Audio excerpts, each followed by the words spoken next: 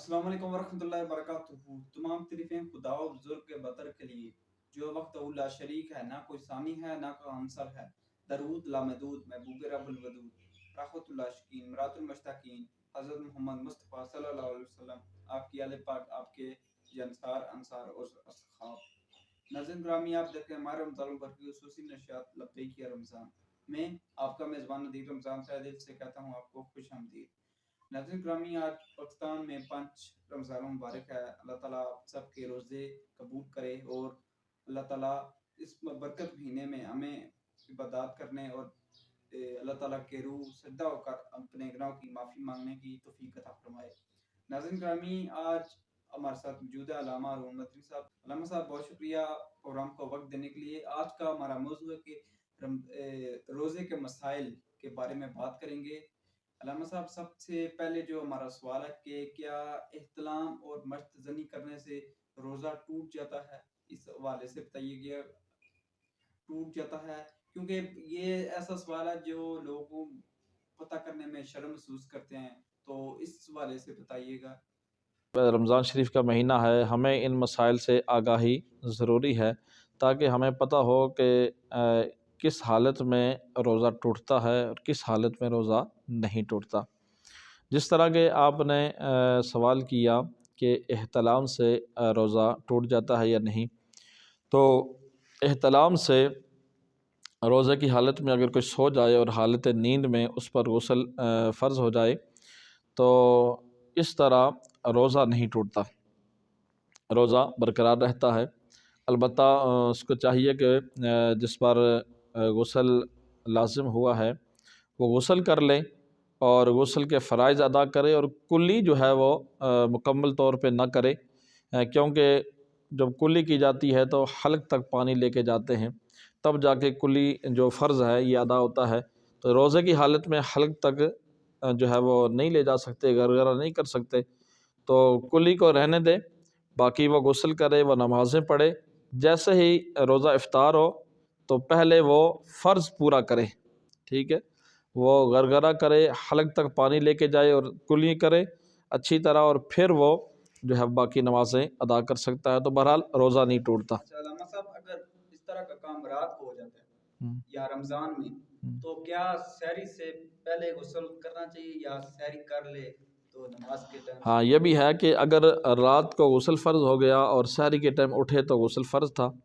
اب اس میں دو باتیں ہیں کہ اگر وقت ہے سحری، اگر آپ غسل کر کے سحری کھا سکتے ہیں، اتنا وقت ہے، تو پہلے آپ غسل کریں اور پھر جو ہے وہ سحری کریں۔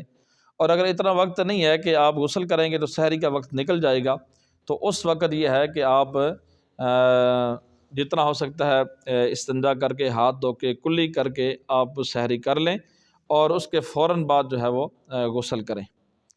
تو یوں اس حالت میں آپ سحری کریں گے تو آپ کا روزہ ہو جائے گا، ٹھیک ہے۔ تو اگر ناپاکی کی حالت میں کوئی بندہ سحری کرتا ہے تو روزے میں فرق نہیں پڑتا۔ بہرحال حکم یہ ہے کہ زیادہ دیر حالت جنب میں نہیں رہنا چاہیے، بلکہ فوراً جتنا جلدی ہو سکے غسل کر لینا چاہیے۔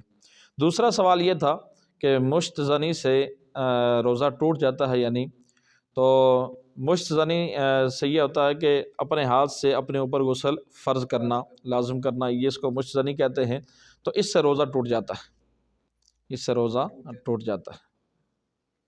علامہ صاحب، دوسرا ہمارا سوال ہے کہ کیا آنکھ میں دوائی ڈالنے سے روزے کے بارے میں کیا حکم ہے، اور الٹی سے روزہ ٹوٹ جاتا ہے؟ پہلا سوال یہ تھا کہ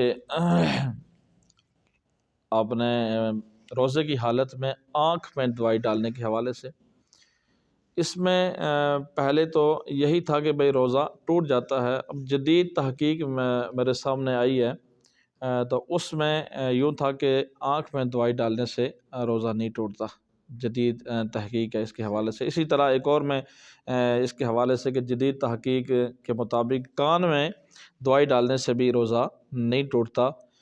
جو تحقیق کی گئی ہے تو کان میں 3 پردے ہیں، ٹھیک ہے، 3 پردے ہیں، تو دوائی ڈالنے سے وہ ان پردوں کے ذریعے جو ہے وہ حلق تک نہیں پہنچتی، بلکہ چھوٹے چھوٹے مسام ہوتے ہیں، ان کے ذریعے وہ دوائی جو ہے وہ سرجتی ہے جسم کے اندر، تو لہٰذا اس سے بھی روزہ نہیں ٹوٹتا۔ دوسرا سوال یہ تھا کہ الٹی سے کیا روزہ ٹوٹ جاتا ہے یا نہیں۔ اس میں دو صورتیں ہیں۔ ایک صورت یہ ہے کہ خود زبردستی جو ہے وہ حلق میں انگلی ڈال کے یا الٹی کرنا، ٹھیک ہے، خود زبردستی، تو اس سے جو ہے وہ روزہ ٹوٹ جاتا ہے۔ لیکن خود بخود الٹی آئے تو اس سے روزہ نہیں ٹوٹتا، بے شک ایک نہیں کئی مرتبہ آ جائے، خود بخود آئے تو اس سے روزہ نہیں ٹوٹتا۔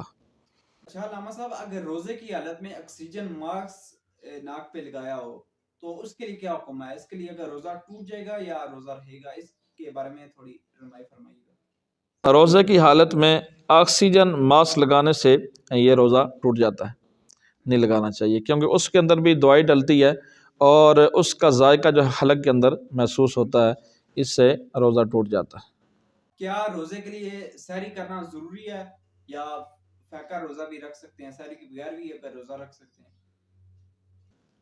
روزے کے لیے سحری ضروری ہے یا نہیں، تو یاد رکھیے کہ بغیر سحری کے بھی روزہ ہو جاتا ہے، لیکن سحری کرنا سنت عظیم ہے، بہت بڑی سنت، بڑی پیاری سنت ہے، اور نبی کریم صلی اللہ علیہ وآلہ وسلم نے ارشاد فرمایا کہ جس کا مفہوم یہ ہے کہ سحری کے اندر اللہ تعالیٰ نے بڑی برکت رکھی ہے، سحری کے کھانے میں بڑی برکت رکھی ہے، اور نبی کریم صلی اللہ علیہ وآلہ وسلم سحری فرماتے اور کسی کے لیے کسی کو دعوت پہ صحابہ اکرام میں سے کسی کو بلاتے تو فرماتے تھے آؤ برکت والا کھانا کھا لو، تو اللہ نے اس کے اندر بڑی برکت رکھی ہے، تو برکت سمجھ کے، عبادت سمجھ کے اس کو ہمیں کھانا چاہیے۔ بہرحال اگر کوئی سحری نہیں کر سکا تو بغیر سحری کے بھی اس کا روزہ ہو جائے گا۔ کیا روزے کی حالت میں خون دے سکتے ہیں؟ روزے کی حالت میں آپ نے پوچھا کہ خون دے سکتے ہیں، ہاں کوئی ضرورت مند ہے جسے خون کی ضرورت ہے، بلڈ کی ضرورت ہے، تو روزے کی حالت میں دے سکتے ہیں، اس سے روزے پر کوئی اثر نہیں پڑتا۔ روزے کی حالت میں انجیکشن لگوانا کیسا ہے؟ اسی طرح روزے کی حالت میں اگر کوئی شخص بیمار ہے اور ڈاکٹر نے کہا کہ یہ اس کو انجیکشن لگانا پڑے گا، تو روزے کی حالت میں اگر اس مریض کے لیے انجیکشن لگانا ضروری ہے تو انجیکشن لگا سکتے ہیں، اس سے روزہ نہیں ٹوٹتا، بلکہ چاہے وہ گوشت میں ہو یا چاہے وہ نس کے اندر لگے، بلکہ اگر ڈرپ کی بھی ضرورت ہے پھر بھی جو ہے اس سے روزہ نہیں ٹوٹتا، لیکن اگر کوئی طاقت کے لیے لگوائے گا تو اس کی اجازت نہیں ہوگی۔ ناظرین گرامی، آج کا جو ہمارا سیشن تھا وہ روزے کے مسائل کے بارے میں تھا، امید ہے کہ آپ نے سنا ہوگا اور اس پر عمل بھی کریں گے۔ اگر آپ کے ذہن میں کوئی سوال ہے یا آپ کوئی مسئلہ پتہ کرنا چاہتے ہیں تو سکرین پر ہمارا واٹس ایپ نمبر چل رہا ہے، اپنا سوال، اپنے شہر کا نام اور اپنا نیچے سوال لکھ کر بذریعہ واٹس ایپ ہمیں میسج کریں۔ اگلے پروگرام میں آپ کا سوال علامہ صاحب کے سامنے رکھا جائے گا۔